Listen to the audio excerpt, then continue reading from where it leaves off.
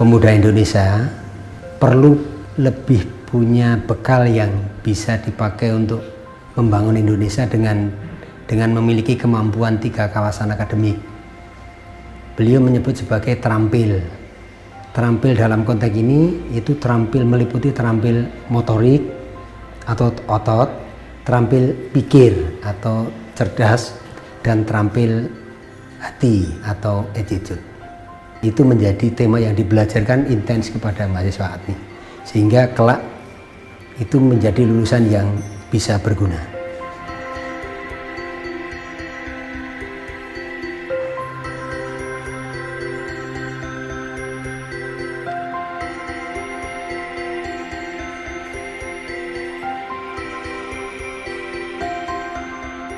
Mikir itu pada dasarnya sebenarnya untuk membelajarkan tema-tema kerja membentuk dari aspek benda bentuk persegi.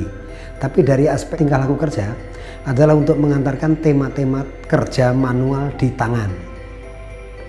Yang orientasinya untuk mengidentifikasi kepresisian, ketelitian, kepekaan kerja tangan manual. Mikir adalah gerakan kerjanya membuat benda datar. Maka yang mau diantarkan sebenarnya bukan semata-mata membuat benda kerja rata, tetapi menemukan kerja tangan ke arah horizontal rata. Jadi gerakan ratanya. Nah, indikatornya kalau gerakan tangannya rata itu ditandai dengan permukaan benda kerja yang rata. Terampil itu terampil di otak, terampil di otot, terampil di hati. Kalau terampil di otot itu pekerjaannya presisi, terampil di otak itu pekerjaannya teliti, terampil di hati itu pekerjaannya hati-hati. Nah, mikir itu untuk mengantarkan 3 tema perilaku yang menjadi gambaran kalau seseorang itu kompeten. Kenapa ngikir yang dipilih? Karena ngikirlah dari aktivitas belajar manual yang lain itu yang bisa mengeksplor dalam 3-tiganya itu. Mikir, kerja bangku itu dibelajarkan di ATMI menjadi ciri khas untuk bisa mengantarkan mahasiswa punya tebal di attitude. Nah, attitude orang yang disebut sebagai tebal atau handal, secara fisik orang punya daya tahan. Orang akan dianggap punya kesanggupan kalau pernah keluarkan full powernya. Berarti nyikir itu bisa keluarkan full power. Kalau di mesin tidak bisa menemukan itu. Mengapa ngikir dibelajarkan? Karena ngikir untuk bisa menjadikan alat yang bisa dipakai untuk mengenali bahwa seseorang itu punya daya tahan, punya kesanggupan.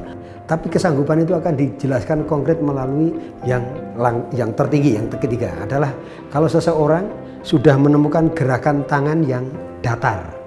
Gerakan tangan datar itu apa? Ditandai dengan kalau pekerjaan permukaan yang dikikir itu rata.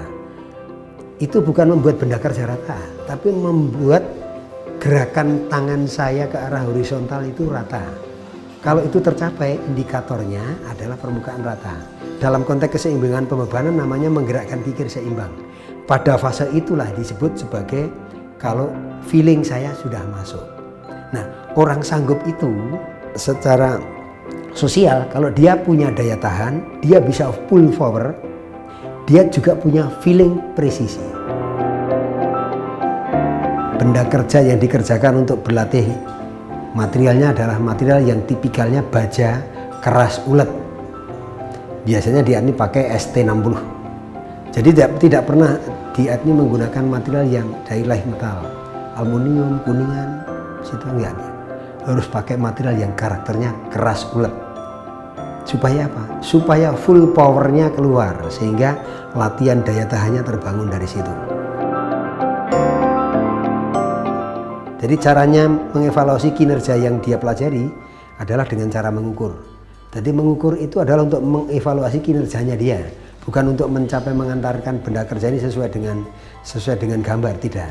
Tidak itu saja. Sesuai dengan gambar iya, tapi untuk mengenali kemajuan langkah belajarnya. Maka diukurlah.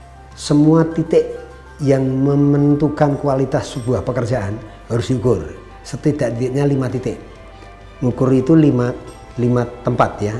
Tengah, ujung,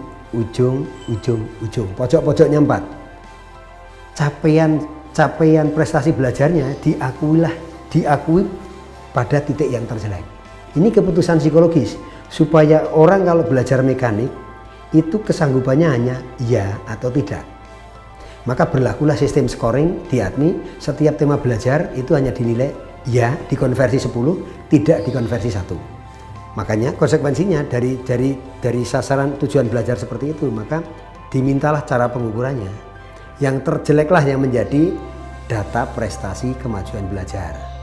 80% baik tapi ada 20% jelek, yang dinilai 20%-nya. Orang bilang itu nggak adil, bukan nggak adil ya, karena ini belajar. Orang harus belajar menyelamatkan yang terjelek. Itu prinsip penyelenggaraan pembelajaran di ATMI.